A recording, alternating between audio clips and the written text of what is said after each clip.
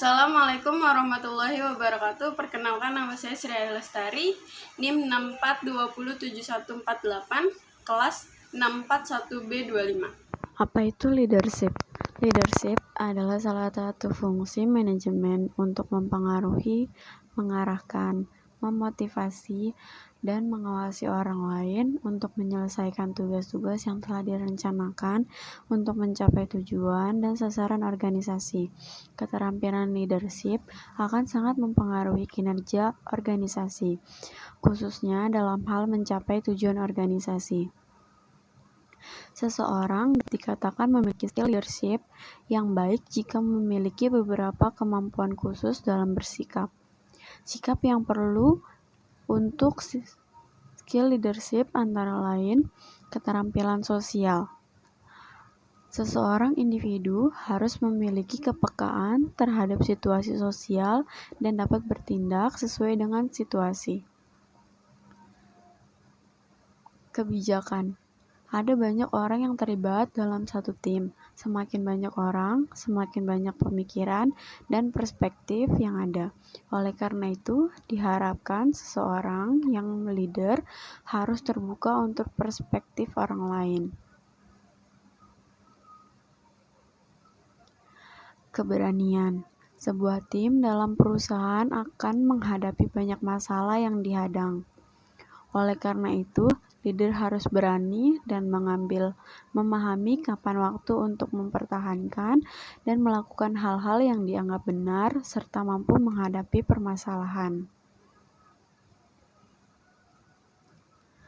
Mampu membuat keputusan. Suatu permasalahan membutuhkan solusi yang harus diputuskan, kemudian dieksekusi.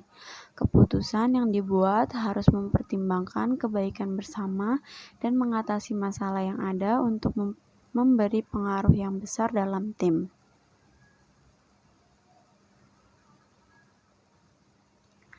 Mengapa leadership diperlukan dalam perusahaan? Leadership merupakan hal penting dalam sebuah perusahaan atau organisasi, sebab leadership adalah kunci keberhasilan tim tercapai dengan baik. Semua keputusan, gerakan, laju pembangunan membutuhkan leadership. Alasan penting mengapa leadership penting adalah membangun tim yang kuat. Visi dan misi sebuah tim harus dicapai melalui kerja keras dan membutuhkan bimbingan dari orang yang memiliki kemampuan leadership yang kuat. Dengan kekuatan leadership yang baik dan kerjasama tim, bentuk yang baik pula, hambatan dan rintangan dapat dihadapi oleh tim.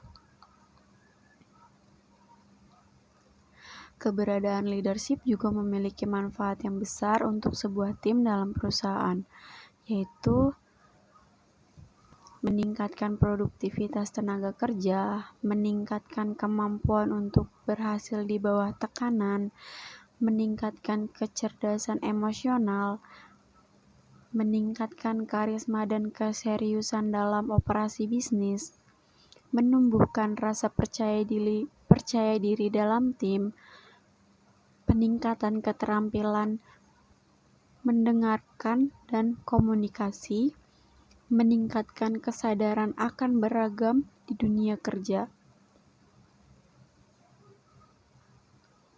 Cara untuk menumbuhkan skill leadership di perusahaan. Karena dianggap sangat penting, sebaiknya setiap individu, terutama pihak manajer, berusaha untuk menumbuhkan skill leadership dalam masing-masing dirinya. Selain untuk menguntungkan perusahaan dalam mencapai tujuan, memiliki skill leadership juga menguntungkan bagi individu. Skill leadership yang kuat dalam individu akan membuat seorang individu tegar dan lihat dalam mengatasi masalah di hidupnya. Adapun cara untuk menumbuhkan skill leadership antara lain yaitu berlatih disiplin, mengembangkan diri dalam kehidupan profesional dan pribadi Anda adalah satu keharusan untuk memiliki skill leadership yang efektif, sekaligus untuk menginspirasi orang lain turut menjadi disiplin. Orang akan menilai kemampuan dan kredibilitas dengan sikap disiplin yang diperlihatkan di tempat kerja. Tunjukkan disiplin di tempat kerja, selalu memenuhi tenggat waktu, menepati janji, dan mengakhiri pertemuan tepat waktu. Jika merasa kesulitan untuk disiplin, cobalah dari hal yang kecil seperti bangun pagi dan berolahraga pagi, rutin membersihkan rumah, dan sebagainya. Ketika sudah terbiasa untuk mengerjakan dan disiplin terhadap hal kecil, maka seorang individu akan terbiasa untuk mengerjakan hal besar lainnya. Selanjutnya yaitu menginspirasi orang lain. Menjadi seorang leader berarti secara tidak langsung membuat seorang individu menjadi bagian dari suatu tim. Seseorang ditunjuk untuk menjadi leader harus dapat memotivasi dan menginspirasi orang-orang yang bekerja untuk berkolaborasi sebaik mungkin. Ketika seorang tim membutuhkan dorongan atau bimbingan, tawarkan itu. Kadang memang yang dibutuhkan seseorang hanyalah untuk mendengarkan dan bersimpati. Lalu, terus belajar. Jalan terbaik untuk menjadi leader yang baik adalah selalu belajar hal-hal baru. Hal itu membuka pikiran semakin tajam dan peka terhadap situasi yang ada. Dengan pikiran yang tajam dan peka, individu akan semakin tertantang untuk menghadapi tantangan baru yang mungkin menghadang ketika berada dalam suatu perusahaan atau organisasi. Yang selanjutnya, memberdayakan rekan tim. Memberdayakan tim bisa melalui memberikan kepercayaan atau delegasi tugas kepada individu yang lain. Tidak mungkin suatu pekerjaan mampu dihadapi sendiri. Mendelegasikan tugas kepada orang lain tidak hanya membantu pekerjaan untuk cepat selesai, tetapi juga memperdayakan orang lain di tim dan melatih skill orang tersebut. Menetapkan tujuan yang kuat. Visi dan misi bermegah tidak pernah berhasil jika tidak adanya tujuan yang kuat untuk merencanakan jalan, untuk mencapai ke sana. Saat individu membangun keterampilan leadership, investasikan waktu untuk mengklarifikasikan tujuan dan memperkuatnya. Merumuskan rencana yang tepat dan menetapkan tolak ukur yang realistis untuk memberi jalan untuk memandu proses bisnis dari waktu ke waktu. Setelah mencapai tujuan tertentu, tetapkan tujuan yang lain. Ketika berhasil terhadap tujuan tertentu, sebuah tim akan memiliki rasa bangga dan kepemilikan yang tinggi terhadap perusahaan. Kemajuan tim dalam mencapai tujuan yang akan membawa tim lebih tangguh untuk mencapai tujuan yang lain yang lebih besar. Memahami kekuatan dan cara menggunakannya. Setiap individu dilahirkan memiliki keunikan dan kekuatan yang berbeda-beda. Kekuatan pada setiap individu akan bermanfaat besar ketika dimanfaatkan dengan cara yang baik. Salah satu cara terbaik untuk melakukannya adalah benar-benar menguji kekuatan dan kelemahan. Setiap individu menyadari bakat tersembunyi. Individu tersebut akan menikmati kekuatan dari dirinya sendiri. Selain mengevaluasi diri dengan cara konvensional, individu juga dapat mengevaluasi diri menggunakan alat bantu. Salah satunya dengan menggunakan metode SWOT. Metode SWOT akan mempermudahkan dalam mengelompokkan kekuatan dan potensi yang jika digabungkan dengan akan menjadi manfaat besar. Berani mengakui kesalahan dan terus melangkah. Semua manusia di dunia pasti pernah melakukan kesalahan. Mengakui kesalahan dan bergerak maju untuk memperbaikinya adalah cara efektif untuk memperbaiki diri. Kesalahan yang ada dapat menjadi pelajaran untuk tidak terjatuh ke lubang yang sama.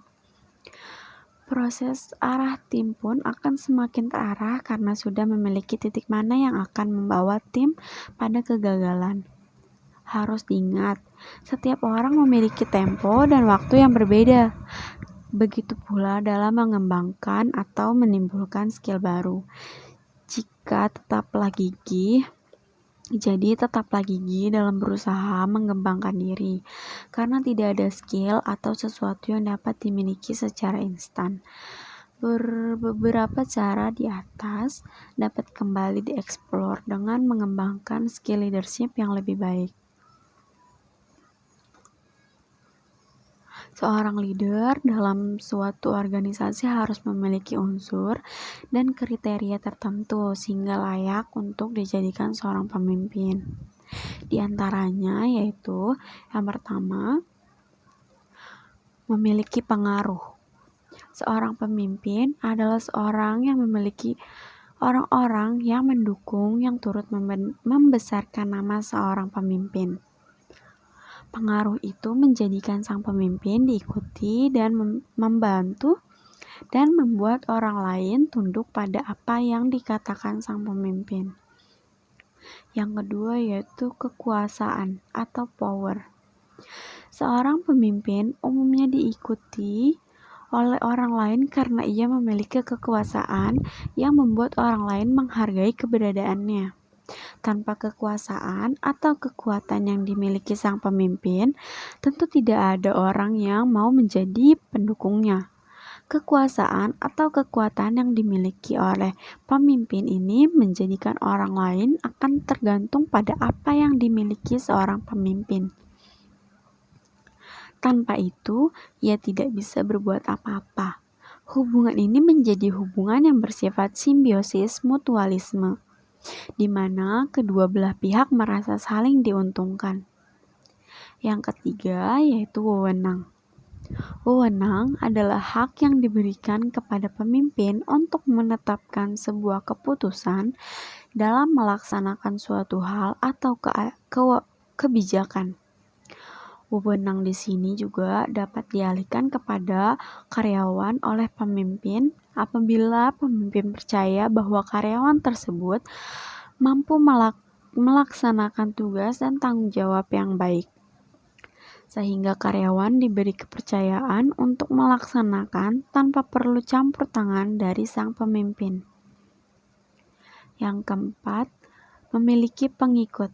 Seorang pemimpin yang memiliki pengaruh, kekuatan, atau power dan wewenang tidak dapat dikatakan sebagai pemimpin apabila dia tidak memiliki pengikut yang berada di belakangnya yang memberi dukungan mengikuti apa yang dia katakan. Fungsi dari leadership. Menurut Baharudin dan Umiarso 2012, terdapat 5 fungsi pokok leadership atau kepemimpinan, yaitu yang pertama, fungsi instruksi. Pemimpin sebagai pengambil keputusan berfungsi memerintahkan pelaksanaannya pada orang-orang yang dipimpin. Pemimpin sebagai komunikator merupakan pihak yang menentukan apa isi perintah, bagaimana cara mengerjakan perintah, kapan waktu memulai melaksanakan dan melaporkan hasilnya, dan di mana tempat mengerjakan perintah agar keputusan dapat diwujudkan secara efektif. Yang kedua, fungsi konsultatif. Pemimpin kerap kali memerlukan bahan pertimbangan yang mengharuskannya berkonsultasi dengan orang-orang yang dipimpinnya. Konsultasi dapat pula dilakukan melalui arus sebaliknya, yakni dari orang-orang yang dipimpin oleh pemimpin yang menetapkan keputusan dan memerintahkan pelaksanaannya. Hal ini berarti fungsi ini berlangsung dan bersifat komunikasi dua arah meskipun pelaksanaannya sangat tergantung pada pihak pemimpin. Yang ketiga, fungsi partisipatif. Fungsi ini berarti kesediaan pemimpin untuk tidak berpangku tangan pada saat-saat yang dipimpin melaksanakan keputusannya. Pemimpin tidak boleh sekedar mampu membuat keputusan dan memerintahkan pelaksanaannya, tetapi ikut juga dalam proses pelaksanaannya, dalam pembatasan-batasan tidak menggeser atau mengganti tugas yang bertanggung jawab melaksanakannya. Yang keempat, fungsi delegatif. Fungsi ini mengharuskan pemimpin memilah milih tugas pokok organisasi dan mengevaluasi yang dapat dan tidak dapat dilimpahkan kepada orang-orang yang dipercayainya. Fungsi pendelegasian pada dasarnya berarti kepercayaan. Pemimpin harus bersedia dan dapat mempercayai orang lain sesuai dengan posisi atau jabatannya. Yang kelima, fungsi pengendalian. Pemimpin mampu mengatur aktivitas anggotanya secara terarah dan dalam koordinasi yang efektif sehingga memungkinkan tercapainya tujuan bersama secara maksimal.